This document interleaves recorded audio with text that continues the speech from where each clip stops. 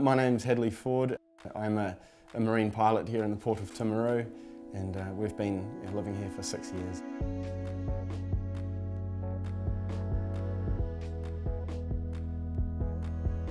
It's a bit of a bombshell. There's no kind of soft way to have cancer or to tell people you have this. When you are diagnosed with these things, you really do feel like it is a race against the clock.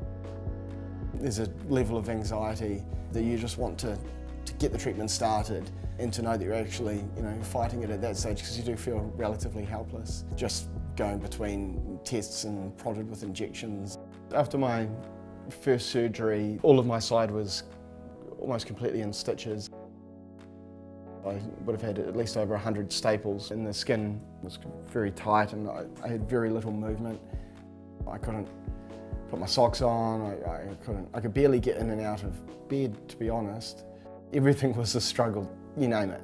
When I had a recurrence, I had to remove some hip bone, and it was about 10 by 6 centimetres of the actual bone that was taken out, so it was a huge chunk of bone. It was obviously a very painful experience. My brain would be telling it to move and it wouldn't even budge. So I had a number of physio exercises to actually help assist with that.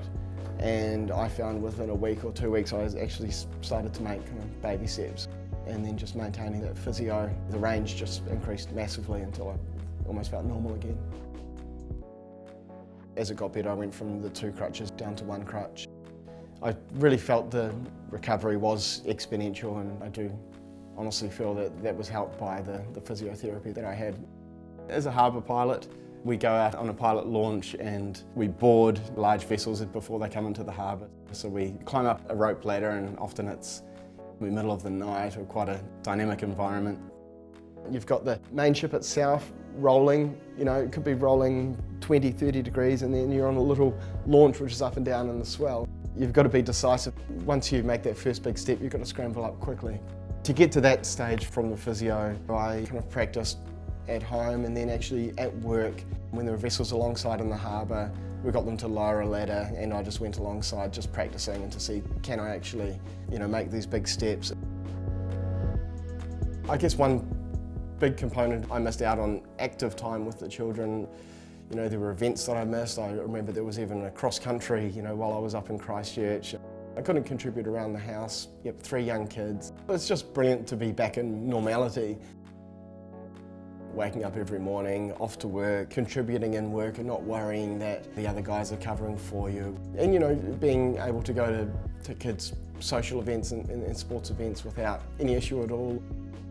Private insurance just meant that, things happened very quickly, and I was at one appointment one day, and at the end of that appointment I'd be referred on. Often even on the same day I'd actually get that next referral. For peace of mind and for practicality, it was brilliant.